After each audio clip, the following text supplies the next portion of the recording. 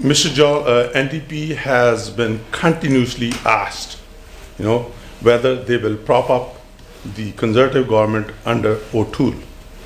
And because there's no answer so far from your leader. Right now, if we look at this way, voting for NDP is voting for O'Toole and the Conservative government. Why would your leader not come truthful to the public what his decision is going to be? I'd like to say that's a good question, but I can't honestly say that it is. Why would an NDP leader be thinking about working with anybody else? We are focused on forming a government in this country, we are focused on people, and we are focused on building communities all across this country. We are asking voters to go to the polls, and we are asking voters, which party do you think aligns most with your values? Values of fairness, values of compassion, values of honesty, and values of transparency in our government. That question has no place for a federal leader of the NDP. So I can't say it's a good question. Now, I will add to that, when you say that a vote for the NDP is a vote for somebody else, it is so sad that your government promised before 2015 that that was going to be the final election in this country that was first past the post. So questions of strategic voting were supposed to have ended with your government. It has been 6 years and you have not fulfilled that promise. And constituents have told me that they are now NDP supporters and they are championing the cause of Jagmeet Singh because we will finally have a modern democratic system and proportional representation for all Canadians in this country.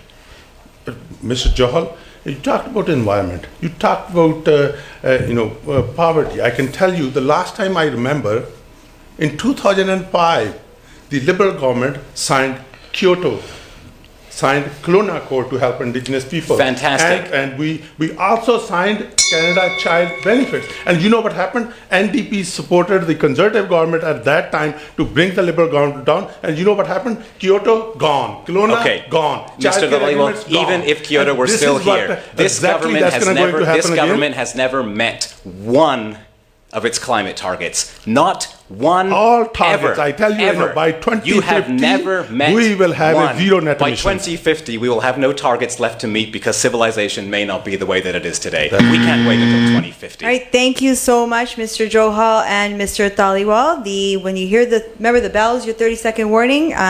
At the buzzer, unfortunately, your mics are then silenced. Mr. Johal, you now have the opportunity to pose a question to Mr. Taliwal, on which you are able to have then a 2-minute debate. Okay. Well, I was going to pose a different question, but I was so surprised in our previous conversations about how you described this government's approach to Afghanistan as diligent. I think people in Surrey Newton and across this country should be very, very deeply worried if the pictures they're seeing on their TV screens, if that's what diligent means to this government. So I'm going to ask a question about foreign affairs. Your leader and the Prime Minister, Justin Trudeau, talks about Canada having a feminist foreign policy. I'm wondering if you can explain to Canadians what that means, and how does that align with selling billions of dollars of arms and weapons to a nation like Saudi Arabia? And how is it that under your government, we have been the second largest arms supplier to the Middle East? So what is a feminist foreign policy, and how does that fit into it? When it comes to foreign policy, I can take a pride, that the Liberals have had a balanced policy. It came to Saudi Arabia, when 2015 election we were going through. We had seen the crisis there. And which government that came up and helped those Syrian refugees to come here is Liberal government, right? And now comes to Afghanistan issue, and the government has shown a leadership. Can you please explain what a feminist foreign policy is? I'm not sure what that means. 20,000 Afghanistan. I don't want numbers, I want an explanation. What is a feminist foreign policy? What does that mean? But certainly when it comes to the foreign affairs policy, we got to be fair. What does a feminist foreign policy mean? Your Prime Minister and your leader keeps talking about it. What does it mean? Because I can't figure it out when you're sending arms, billions of dollars worth of weapons to a country like Saudi Arabia. What is a feminist foreign policy? When it comes to Liberals, we always been the peacekeeper. Okay? And why were we rejected a seat at the UN Security Council? That's what we did. And in fact, you spent millions of dollars we are the only money. government, I tell you right now. And it was the Conservative. I hope the Conservative was here to answer, but I can tell you, if there is one government that came forward when it comes to the international policy, making sure that the vulnerable people are the ones that are helped. It is the Liberal government. So it is you haven't answered my Trudeau. question. You've talked about other stuff, and I will just share this. If you want to talk about Canada having a balanced and fair foreign policy, it's complete nonsense. Look at the past 10 years. Our foreign policy has been in disarray. Your government spent millions of dollars, over $2 million of taxpayer money, on some sort of campaign to get a seat at the UN Security Council. Your government failed. Last year, the international community said, no, we do not want Canada to have this seat because your foreign policy does not meet with our international partners. It's been a disaster from the start, and it continues to be that way. All right, gentlemen, the time for that question is now up. Mr. Thaliwal, you may... I've had my business here, and I have served the constituent. People knew that Sukh Dhaliwal is a Surrey Newton person. I want to know whether your heart is here in Surrey Newton or still in Vancouver. Okay, it's a fine question, and I'm really glad you've asked. What you're talking about are challenges that are faced by so many young people in Surrey. It is unfortunate, and I would say sad, that so many people are forced out of the community to find gainful employment, to find jobs that pay a good wage, or to find an affordable place to live. And so if you are suggesting in some way that I should be penalized or criticized for making my way through this world and doing what I can to support my family, shame on you, sir. It's really offensive for you to say that to young people. If you can't find a place to grow, live, and support your family in Surrey. Is it your heart here or is it in Vancouver? What you I'm not telling you to move, but I'm just still asking. You have not answered because you seeked the nomination in Falls Creek in Vancouver. I did. And all I'm asking is a simple question. Is your heart still in Vancouver or your heart is here in my heart will always be with my community, and for the past 15 years I have been active. Is it community here in Surrey Newton? For the past 15 years I have been active with the NDP in Surrey Newton. I have worked on provincial campaigns, I have worked on federal campaigns, I have run local youth leadership camps in Surrey, I have played ice hockey in Surrey, my home is in Surrey, my family is in Surrey, my community is in Surrey, and it is offensive and shameful for you to suggest anything otherwise because I have had to move so I can be closer to my work. I asked you a simple question, and you still haven't said. And you know what the answer is. In Falls Creek, was your heart in Vancouver or in Surrey Newton? And I can tell you, my record is very clear. Your record is my very clear. My elderly parents lived here. I ran the business and still run the business. Employed 20 local people right here. My family is a small business. My family is a small business family here in Surrey Newton. And to all the young people out there, you can go wherever you need to go to make your way in this world. Your home can still be, and your heart can still be right here in Surrey, right here in Surrey Newton. Okay, gentlemen, right on the buzzer. We thank you both for that. We will now have our final question of the crossfire round, which Mr. Joe Hall, you can pose to Mr. Dhaliwal. Well, Mr. Dhaliwal, you've talked about all sorts of issues, whether it be about our democracy, whether it be about where I've needed to go for employment or to find a place to live. And I want to talk about what the constituents here in Surrey Newton are talking to me about every single day. When people fall ill, they should be able to access healthcare and medication with their health card and not with their credit card. Canada is the only wealthy country in the world with a universal healthcare system that does not include universal coverage for prescription medication.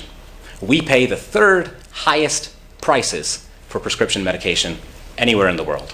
This has all happened under Conservative governments and more recently under your government. Now, I was listening to the previous debate and I was very surprised at the representative from the Liberal Party talking about some recent report. It was in 1997 when the Liberal government at that time said, oh yeah, maybe we should have this thing where we can support people with their medications. And they had a report and they decided to do nothing about it. 24 years later, you're still talking about reports, haven't included it in your budget, and Canadians want to know, why did you vote against, on February 24th, 2021, Bill C-213, that was supposed to support people with access to medication. You voted against it, and your constituents and I want to know why. First of all, Mr. Johal, I want to tell you, and I'm sure you will agree, that it was the Liberal government that brought in a universal healthcare system, and we are still proud of it, and we still want to keep that universal healthcare system alive, irrespective where people live, what their economic background is. Everyone should have an equal right to access the universal healthcare, and I'm sure you. So will, why you will agree with why that. did you vote against helping people with their prescription medication? Why did you vote against it? Because the NDP, because they have never been in the government and they have no chance to form the government, and they can bring in any plan Why on the did you paper, vote but they against would it? not be able to deliver how they can pay for it and how they can administer that. If you look in that the is where we are platform, getting. if you look And in the that is where platform, we are it's very heading, clear and we how will we're make going sure to do that when it comes to pharmacare, we will bring it in a very constructive way that it helps families, and at the same time we have resources to fund it. I'm looking at my watch and it's telling me it's 1997 all over again. It's exactly what Liberals said in 1997. It's 24 years later. Hasn't happened. You're right, it is 2021. Our government, Mr. I would be ashamed if I had these plans for 24 years and didn't bring them in. You can read our platform. It is out there. It explains how we are going to provide this system to Canadians. We are going to support you with the cost of your medication. We are going to negotiate prices with the pharmaceutical companies. They asked this government not to do that, and so they said yes. Of course, they're supporting the big pharma companies, and we are here to fight for people, and we're here to fight for you. This is something that we will do. It is in our platform. I'd tell you to have a look at the Liberal platform, but they don't have one. We still have, I think, a few seconds. It's not much more. We're good. Okay, Not much more well, I need to say after that. All right, and that actually ends the crossfire section of today's debate. I'm loving the passion that's coming exuding. I know I personally, and the viewers know this, I was excited from the beginning, but now I'm getting more and more interested in what we're hearing. We're now going to move into the closing remarks section. Mr. Thaliwal, you will have 1 minute to make your closing remarks for the evening. First of all, I want to thank the Channel Punjabi, the panelists, and you being administering this one. And I want to appreciate Mr. Johal coming to this debate as well, because we see the Conservative missing. In fact, it's great to have a friendly dialogue, and I respect you, and I welcome you here as well. But when it comes to myself, I can tell you, I'm very clear. When it comes to Sukh's record to help constituents, being the busiest office across Canada, I've been working hard for my constituent from day one, and I'm working with the same energy today, and I will continue to make sure, when it comes to policies, our government has delivered, whether it's childcare, whether it's the infrastructure, whether it's the funding for gang violence, to control those and make sure that our young people don't get involved in those activities, will always be there. Thank you so much, Mr. Thaliwal. Mr. Johal, you will now also have 1 minute for your closing remarks. Thank you very much. Thank you to the crew and the team here for hosting us. Thank you to Mr. Dhaliwal for joining in the debate, and our host as well. Very much appreciate it. I didn't get a chance to share this at the beginning, but I did want to acknowledge that our conversation today is taking place on the traditional, ancestral, and unceded territories of the Coast Salish peoples, including the Katzie, Kwantlen, Semiahmoo, and Tsawwassen peoples. And it's important that we think about our history as we think about our future. Now, I will share quickly, having the busiest office because people keep coming back for help over and over again is also not a good thing. Now, for parents who stay awake worrying about their children, for young people who are concerned about affordability and finding a good paying job, for seniors who are worried about the cost of their prescription medication, the NDP, Jagmeet Singh, and I will fight for you, we will fight for people, and we will fight for our families. Here in Surrey Newton, we're a community that cares about our families, we care about our faith, and we care about our futures together. We also have incredible stories of overcoming immense hardship. There's great determination, there's great grit, and there's great talent in this city and in this area of Surrey. I'm asking you to send me to Ottawa so I can share your stories, I can share our success, and I can make sure that our community gets the representation that it both needs and deserves. ਸਾਡਾ ਹਰ ਇੱਕ programme ਵੇਖਣ ਤੇ ਸਾਡੇ ਨਾਲ ਜੁੜਨ ਲਈ subscribe ਕਰੋ channel Punjabi ਤੇ ਨੋਟੀਫਿਕੇਸ਼ਨ ਲਈ ਬੈਲ ਆਈਕਨ ਵਾਲੇ ਬਟਨ ਤੇ ਕਲਿੱਕ ਕਰੋ।